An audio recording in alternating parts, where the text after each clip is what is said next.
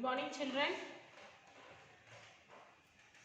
Children, today I am going to take social for 9th class, lesson 12, Democratic and Nationalist Revolution, 17th, 18th and 19th century.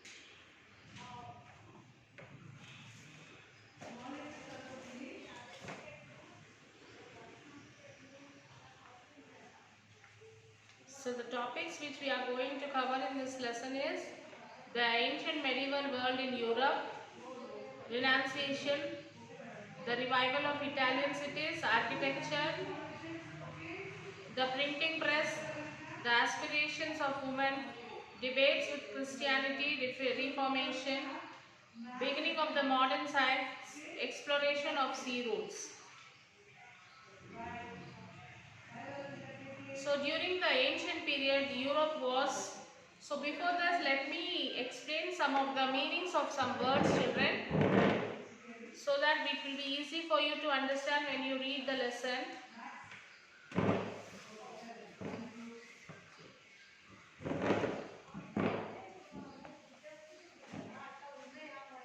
Feudalism, control of landlords over the peasants. Serfs, workers of landlords like slaves. Renaissance, protest against the feudalism. Humanism, interest on nature and interest on man. Realism is a nature art like realistic art or naturality. Reformation, debates and different opinions within Christianity. Protestant, protesting against Catholic principles and churches. Anatomy, the science concerned with the internal physical structure of animals and plants. Clergy, the collective body of men and women ordered in as religious ministers, especially of the Christian church. Dynamism, philosophy, any of several theories that attempt to explain phenomena in terms of an imminent force of energy.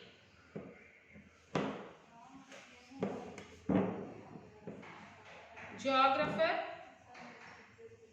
a person who specializes in geographical research, delineation and study. Guide, an association of persons of the same trade, a pursuit, formed to protect.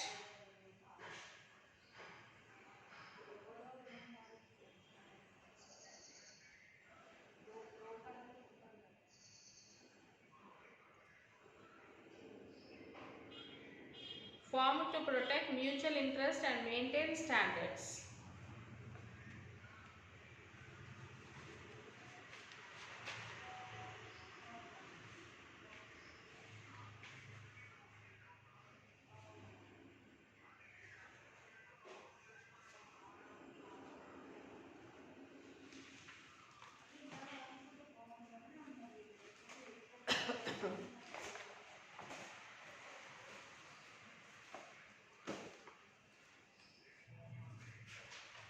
Yes, during the ancient period, Europe was dominated by the Roman emperor which controlled much of Europe. So during the ancient period, what happened? The Europe was dominated by the Roman Emperor. The culture that had been developed in Greece and Rome, the sculpture, painting, building as well as literature, philosophy and science was of a very high order. When the Roman Empire declined after 400 AD, there were no longer empires in Western Europe. That cities too had declined and most people lived in villages. Europe came to be dominated by feudalism. Okay, the peasants became serfs and worked in the fields of the landlords. Culture of people came to be dominated by the Roman Catholic Church. The situation began to change after 13 AD. People enjoyed more freedom. Trade with other European and Asian countries flourished. People began to resist the priest. This revolt is called renunciation or rebirth. Painting, art, sculpture and literature developed. With the expansion of trade between the Byzantine Empire and the Islamic countries, the ports on the Italian coast revived. Italian towns played a central role in the trade. Students of the ancient Greek literature which dealt with the nature and interest of man were called humanities. The books of Greece become famous.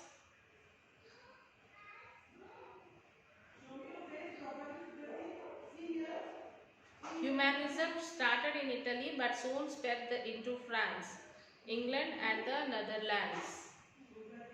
During the Renunciation, the humanist scholars acquired the books from the Arabs and retranslated them into Greek and Latin and studied them. The humanist ideas extended to art and architecture too.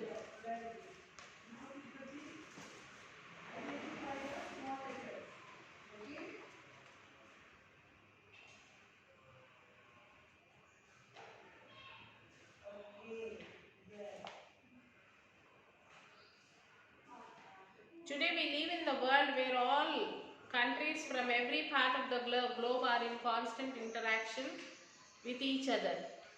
So you look at the sports page of the newspaper, you will find Indian team playing with the teams from different parts of the world in some country or the other. If you look at the products you use every day, whether toothpaste, mobile phones, bus or even food items, you will find that these have been produced in some distant countries. Isn't it? If you look at the newspaper, if you see at the sports page, you see some other countries have come to our country and might be playing some match, or our country people might have gone to other country and there they are playing. Or else if you see our day-to-day things which we use, the products that might have manufactured in some other country or in other states, the way we dress, the films we see and even the food we eat are now greatly influenced by world trends. The price and which our farmers buy diesel or fertilizers or the price at which they sell their produce now depends on world market price. Multinational companies set up factories and offices in India and Indian companies are setting up factories and offices in other countries. So we thus see that today we live in a world which is very closely bound together. It is true that all through human history, people of different countries have been in touch with each other to some extent. Whole people migrated in search of better lands or to escape famines or disease.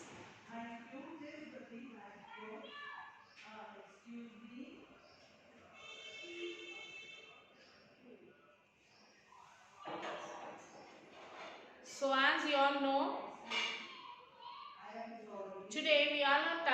we all are in touch with other countries in one way or the other way, isn't it? So not only we are in touch, even the other countries are in touch with us.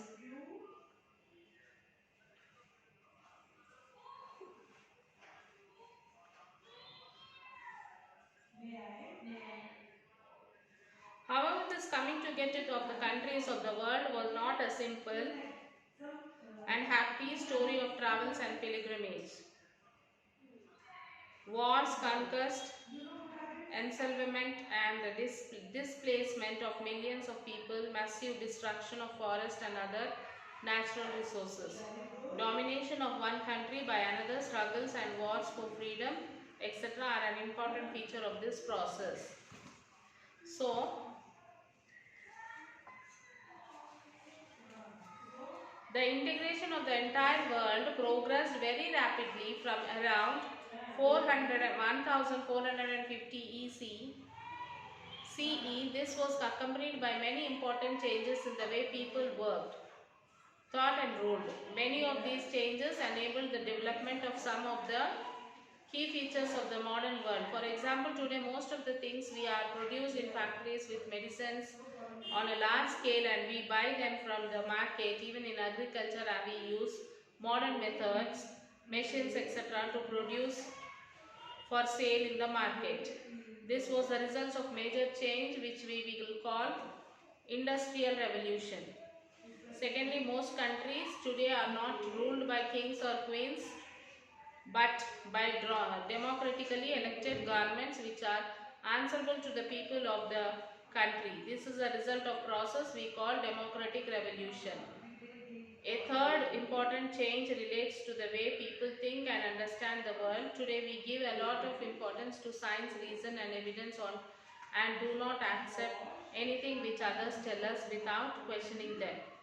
Using the methods of science and reason, people are trying to understand everything around us, about the earth, the entire universe, life around us, our whole body, our feelings and thinking too. This is the result of process we call scientific revolution. So however, during the last few centuries, a few countries tried to conquer and exploit other countries of the world. For example, India became a colony of the distant European countries.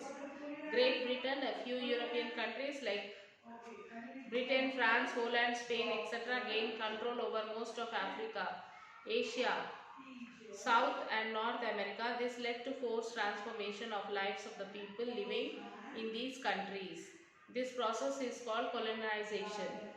The people of the colonies fought for freedom and much of modern world. History is the story of their struggles. In all countries of the world, the poor and the deprived people have been fighting for equal rights, opportunities and share in the wealth created by human labor. These struggles for freedom, equality and dignity are also one of the main features of modern history. In the following chapters, we will be studying mainly these features and proceeds of the process of the modern world which got firmly established after 1750 CE. So the early modern period was also the time when major advances were made in science, especially astronomy, mathematics, philosophy, etc. During this time, the observation and the calculation made by scientists from China, India, Arab countries and Europe were compiled and studied. After years of hard work, great time, scientists like Galileo arrived at the conclusion that the sun was at the center of the solar system and planets like the earth went around it. Great mathematicians like Nilakanta, Somayaji, Descartes and Newton developed new methods for studying movement of planets and stars. So James I was succeeded by Charles I. Charles I dissolved the parliament and ruled for 11 years without any parliament. But in 1604 CE, he needed money to fight for some wars. So he was forced to summon the parliament to get special grants. This parliament continued 1640 to 1600 CE and hence it is called the Long Parliament. The Long Parliament decided to control the autocracy of the king and his ministers. The Parliament punished the ministers.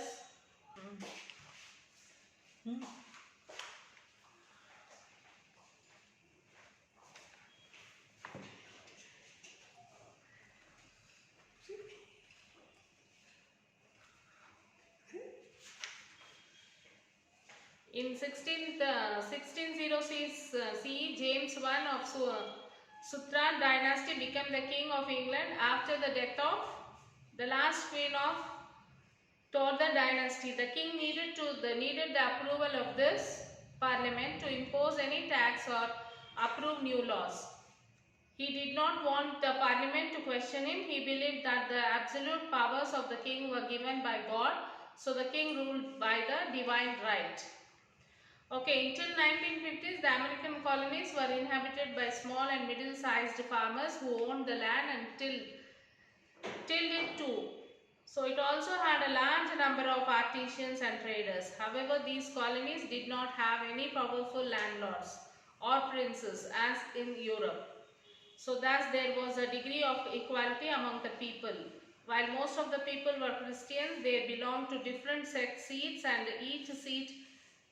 each sect had its own church. So this meant that the priests did not have the same authority and social position as in Europe. So many prominent Americans inspired and reinforced social equality in America. Many of them, like Tom Paine, Thomas Jefferson, actively campaigned for political equality and freedom of thought for all people. The English Parliament often passed laws that favored English traders and factories rather than American people of the colonies. The American colonies therefore raised the slogan, "No taxation without representation" in 1774.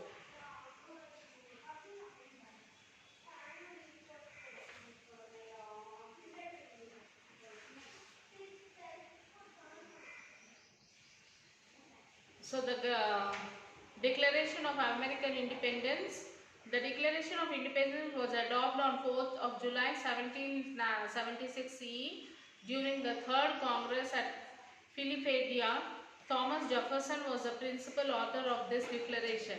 It declared that all men are created equal and are endowed by the Creator with certain rights which cannot be taken away, including life, liberty, and pursuit of happiness. In 1789 CE, the government of United States of America adopted a Republican Constitution. The United States of America would not be ruled by the kings but by representatives elected by the people. So this is what about the lesson, children? Democratic and nationalist reservation, 17th, 18th and 19th century.